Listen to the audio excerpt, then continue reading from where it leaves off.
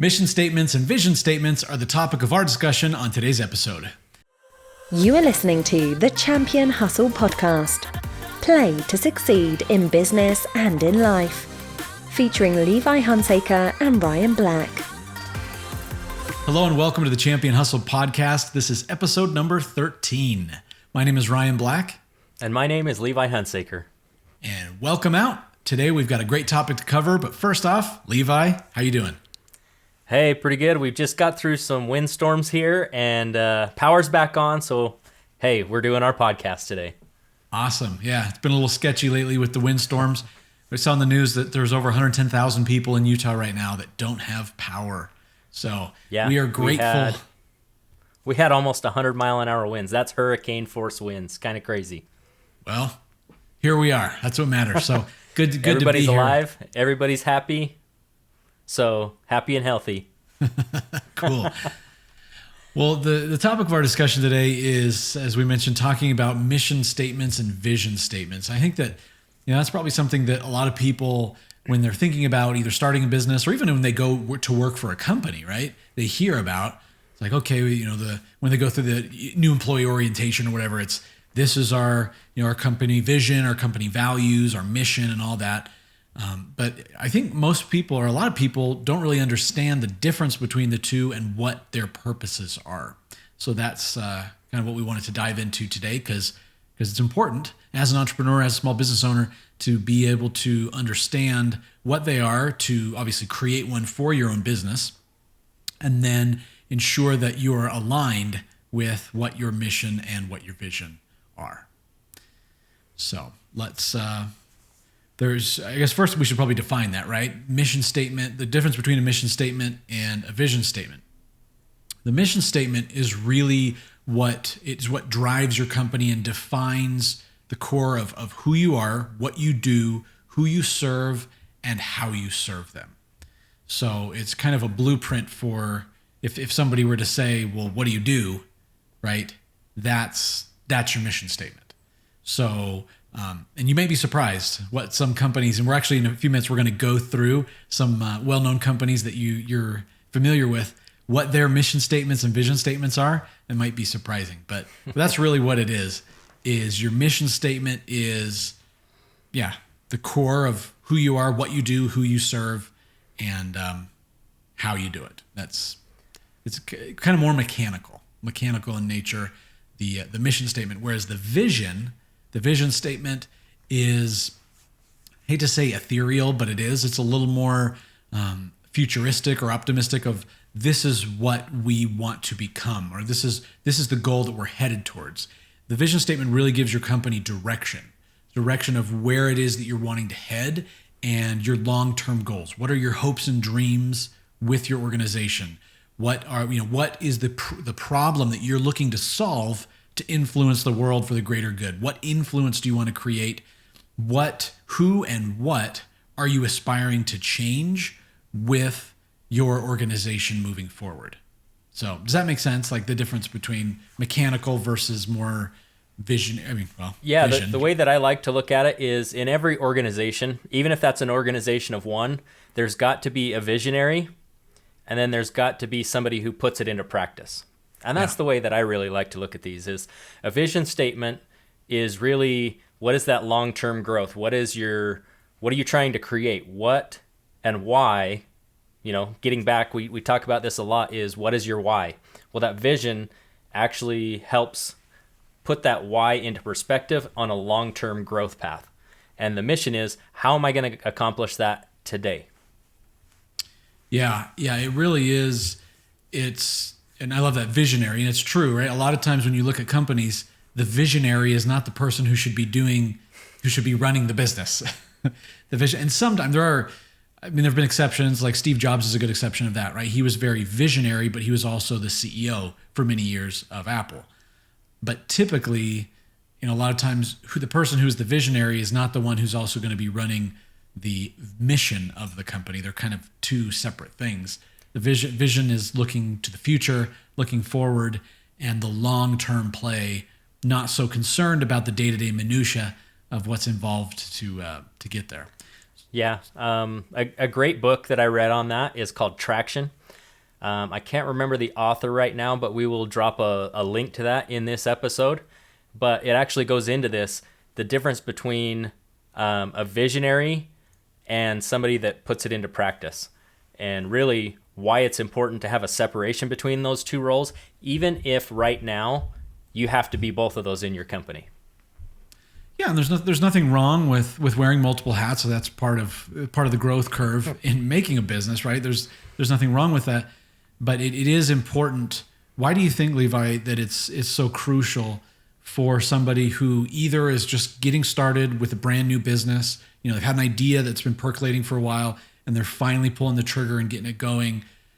Why do you think it's so important for somebody who's in that position, or even somebody who already has an existing small business and they're simply saying, okay, I feel like I'm kind of floundering a little bit. I need more direction.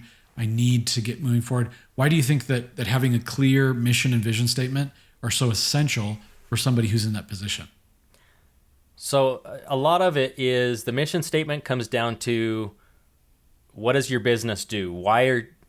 Who are you helping? And how are you going to do that? And really that gives you the day-to-day practices and ways to implement and run your business on a daily basis, where the person that has the vision, they really have to look ahead. They're not looking at today, they're looking at tomorrow. And both are important, because when you're of a growth mindset, tomorrow is probably the most important thing, but somebody's got to be there to make today happen. Right, because if today doesn't go well, there ain't going to be tomorrow. Exactly. You're not going to be around. And and it really is. The cool thing is about vision statements is it also invites innovation, right? It also, because a lot of times when you look at, and it's neat to study large companies and how they've evolved over the years, a lot of times we have these big organizations where they are currently, or the sector that they're in currently, is not where they started. They've actually shifted because they had some type of a vision of what they wanted to accomplish, but their mission actually changed as they worked to get closer towards their vision, because the innovation and we can call it thinking outside of the box or whatever, that occurred actually was able to kind of catapult those companies into different directions, and now they are where they're at. So one of the most well-known companies, actually, how did Amazon get its start? When you think of Amazon today, what do they do today, and how did they get their start? Well, what they do today is just about everything. They sell products. They're an online marketplace. But where they got their start was in books. They were an online bookstore. But they found a place that worked where they could start, and then grew that towards the vision. And we're going to actually look at one of those, or look at Amazon among other businesses here in just a minute. But one of the things, as you're looking at the business and your mission and vision statements, is your company's going to have a mission and vision statement, but each and every person and each role can also have a mission and vision statement within that organization. And so one of the things that I love is to really break it down. You created a business, you're creating something, and you're invested in that. Now, as you bring other people on into your organization, how do you get buy-in and get investment from your other employees or your other partners in the partnership, right?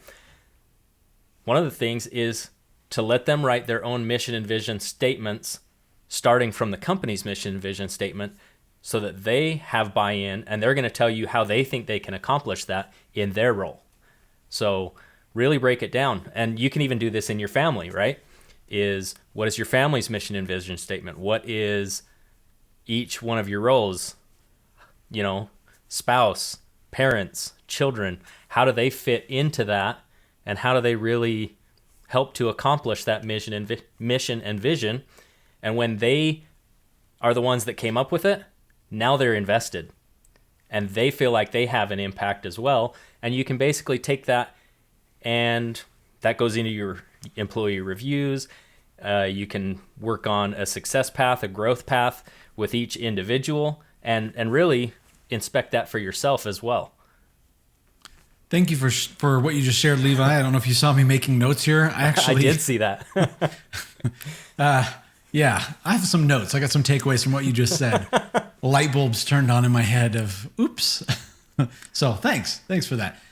Yeah, I think. Well, should we dive into to looking at some examples of different and kind of breaking down some well-known companies, because these big companies, they spend a lot of money to define their mission and vision statements. It's not something that they come up with in 5 minutes. And so, I guess we're talking about Amazon. Let's start with them, right? Amazon, their mission statement is the following: we strive to offer our customers the lowest possible prices, the best available selection, and the utmost convenience. So I think that's pretty clear, right? You could go to their website and in a matter of sometimes 10 or 15 seconds, you can, find what you're looking for. Very convenient, great price, typically cheaper than a local brick and mortar store. And, one-click checkout, you're done. And you've got it. Yeah, it'll be there on your, either tomorrow morning or in 2 days, it'll be delivered to your house. Their vision statement for Amazon is to be Earth's most customer-centric company, where customers can find and discover anything they might want to buy online. So it's interesting. That's a big change from an online bookstore, right? That's where they got their start, and it has grown into one of the largest companies in the United States, if not the world. Yeah. Well, the largest online retailer in the U.S. and created. Is Jeff Bezos the richest man in America? I think so. If he's not now, he was at one point. Yeah, it's hard always to keep track. changing. Yeah, there's volleying depending on stock prices, but yeah, he's up there, and so yeah, it's very interesting. The customer-centric company where customers can find and discover anything they might want to buy online. And so that gives you clear... And maybe even some things you didn't even know existed online, right? Right. But very interesting to see and that how that has driven... And the cool thing is by understanding what their company vision is, we know what Amazon is going to continue to do in the future, right? Because that defines the future trajectory of the company. So if you're wondering, okay, what direction are they heading? Well, simply look at their vision. They're already accomplishing their mission. That's already, you can check that off. But their vision of truly making anything that you want available on their website, well, time will tell, but I'm confident that they're going to make that happen. Well, and to that end, does that mean their vision can't change? I mean, over time, that vision can change. Once you reach that goal, that doesn't mean that, ta-da, you're done, you've arrived, right? You want to take a look at that and say, okay, what's next? I reached a goal. Now we're going to take that vision the next step, take it further, level up. Yeah. What's one of yours that you'd like to share, Levi? So one of the hottest topics right now is Tesla. Whether you love it or whether you hate it, it's a hot topic. And, we'll just throw it out there, Cybertruck, for example. Yep. This is Elon Musk. This is a guy that he doesn't really care what other people think. He knows what he wants. And you know what? Maybe he's doing it for attention, but people are talking about his company and something is working. So when we look at that Tesla company, the mission is to accelerate the world's transition to sustainable energy. I think they're on their way. They're not there yet, but let's take it and contrast it with the vision. So that's the mission today, and they're working on it. Mm-hmm. The vision is to create the most compelling car company of the 21st century by driving the world's transition to electric vehicles. Now, that's pretty cool. So you're talking about sustainable energy, and they do some other things, and there are even some other spin-offs that Tesla has going to accomplish sustainable energy. So if we take a look at vision, to create the most compelling car company of the 21st century by driving the world's transition to electric vehicles. Now, if you contrast that, everything that Tesla is doing, creating sustainable energy, is driving towards its ability to transition completely to electric vehicles. And they are driving that. And you see that in things that they're doing every single day, right? They encourage competition. They want to see more electric car makers. They don't want to see their technology or their IP stolen, but they want to see competitors. And so you see that in their solar products, you see that in their technology, they're driving the battery market, all of these things that they want to see in other car manufacturers as well, because they want to see renewable, sustainable energy in vehicles. Well, and it's interesting, and I mean, we're both car guys. But you look at prior to Tesla, you had basically like the Prius, and then a couple of old school examples like the EV1. Yeah, but it just kind of janky electric cars or hybrids that weren't very popular. We'll just leave it at that. They weren't. They weren't considered cool, and they weren't considered popular. But after the kind of the revolution, the EV revolution that Tesla has created in making it cool, now you've got, Porsche has electric vehicles. You've got the new Ford Mustang SUV that's electric. You've got, I've seen articles of many electric different Lambo. Yeah, electric Lambo that's supposedly in development. There's all these high-end car makers that are wanting to shift and create electric. BMW, they've got some great hybrids as well. It's just all of these different, all these car makers are all jumping on the bandwagon because they paved the way. So I would say absolutely Tesla has, whether you love them or whether you hate them, they have made a huge impact in the industry, and they absolutely are achieving their vision and are working towards their vision and achieving their mission statement. I would like to talk about, I don't know, we're about the same age, Levi, but I know a lot of our listeners are probably, we've got of all ages, right? Older and younger.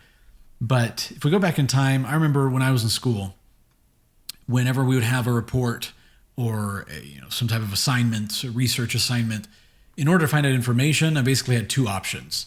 Option one was going to the library, go to the public library, and then look through the card catalog, or talk to a librarian to try to figure out where I could find something. And then do you remember the card catalogs where you pull out like the super long drawers and they had the little like 3x5 cards? You have to Dewey Decimal System, baby. Yeah, exactly. The Dewey Decimal System. Looking through all of the little things until you find one. And then it was like some random, it's like 8-digit thing, and you'd get lost in the library. Anyways, you finally find a book, then hopefully that book had the right information that would correspond to what it was you were trying to do your report on. So that was fun. That was kind of the first option. The second option was we actually had a set of encyclopedias. My folks had bought, like, it was an encyclopedia, I can't remember which version, if it was Britannica or what, but of physical encyclopedias that took up like the whole wall. And so we'd pull out, the encyclopedia and try to, and hopefully see if the encyclopedia had something that, was related to the topic that I had to do the report on. Because of that, there was a lot of innovations, obviously, in the late 90s. And one of the big things that came out was, of course, the company Google, right? And you look at what they did, and there's been a lot of innovation with what they've done, of course. Alphabet, which is the parent company, is massive. But with Google, their mission is very clear: to organize the world's information and make it universally accessible and useful. And I would say that comparing to, and it wasn't that long ago, that was really the only way that you could find out information on any topic, was going to a library or looking at an encyclopedia or an atlas or something. It's crazy. People who haven't experienced that, it's like, oh, well, just the internet. Well, it didn't always exist. It's really not that old either. So I would say absolutely Google has accomplished their mission to organize the world's information and make it universally accessible and useful. And their vision is very similar, but even simpler, which is to provide access to the world's information in one click.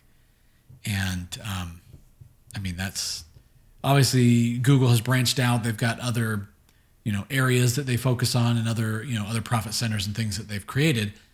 But their core, what their initial core business has been is simply data gathering. That's what they are. They collect data. Even if you're talking about Gmail or any of the other that you consider are big arms of the company, they're just collecting data. They're collecting information and making it available. either to you or to advertisers or to, right, the people but that's what they do. And so I think they're a great example. Such a huge, giant corporation, simple mission, simple vision. And I think that is important. Some companies, their mission statements are really long and complex. I'm a fan of KISS, keep it simple, stupid. I think that I love the examples of these companies that really keep their mission and vision just clean and clear and simple. Easy to remember, easy to understand, and easy to get other people on board. You know, like you said, when they're getting started, they become part of the team so that they can adopt the vision and mission and hit the ground running. Yeah, there's a couple things in there. You talk about the innovation and the growth in such a rapid sense. You know, one of my favorite memes from Homer Simpson, of all people, is, they have the internet on computers now. But, you mentioned in there are so many things that Google has branched out to, and its parent company, Alphabet, that are other profit centers. But even though they're profit centers, they take those funds and funnel them into their mission and their vision. And so sometimes you've got to find another way to make money while you grow. And there's nothing wrong with that. No, but it's all about having the end goal in mind and realizing that those other profit centers are a means to an end. Exactly. And that's really important, because a lot of times budding entrepreneurs, they're in love with their idea. They're in love with, the concept or the product or the service, whatever it is that they're offering, and they're in love with that, and it's their baby.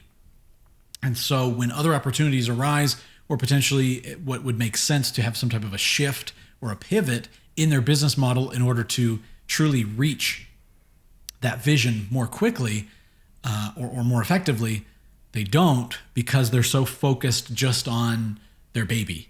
And that's another reason why this is so valuable. If in defining your mission, defining your vision, that'll help you keep your eye on the prize, so that even if you are, just in love with what you've created, it can help you kind of check yourself and say, you know what, I need to pivot, because this other opportunity will still help me accomplish my goal. It'll just do it much, much quicker. Yeah. If you've seen the movie What About Bob, one of the things that his therapist tells him, and it's actually the theme through the entire movie, is baby steps. Spoiler alert, baby steps. But baby steps, baby steps, baby steps is, what is the next step? Well, you don't know what the next step is until you have your vision. Until you know where you're going, you can't even take a step. So these are incredibly important. And when it comes down to KISS, this next one is going to be super, super simple. 2 words for you: belong anywhere. Now, This mission statement is from Airbnb: belong anywhere. Do you think they're accomplishing that? They create a platform with the sharing economy that allows people to belong anywhere, to be able to go anywhere at an affordable price. And, some hotel chains really hate that, but they're actually starting to follow this business model too, right? So they're getting it.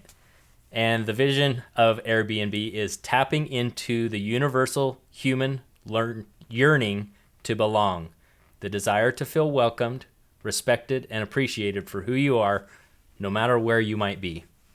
Now, that's a pretty incredible vision, especially in the world where we're at right now, is to be able to belong anywhere.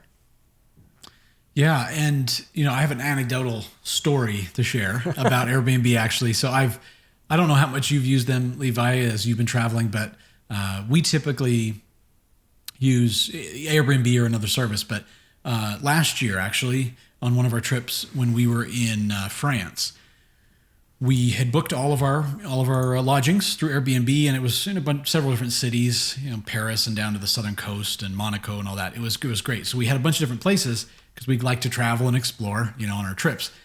And at one point, now I don't speak French, and so sometimes that can be a little challenging, right? If you're in another country and the host doesn't really speak your native tongue.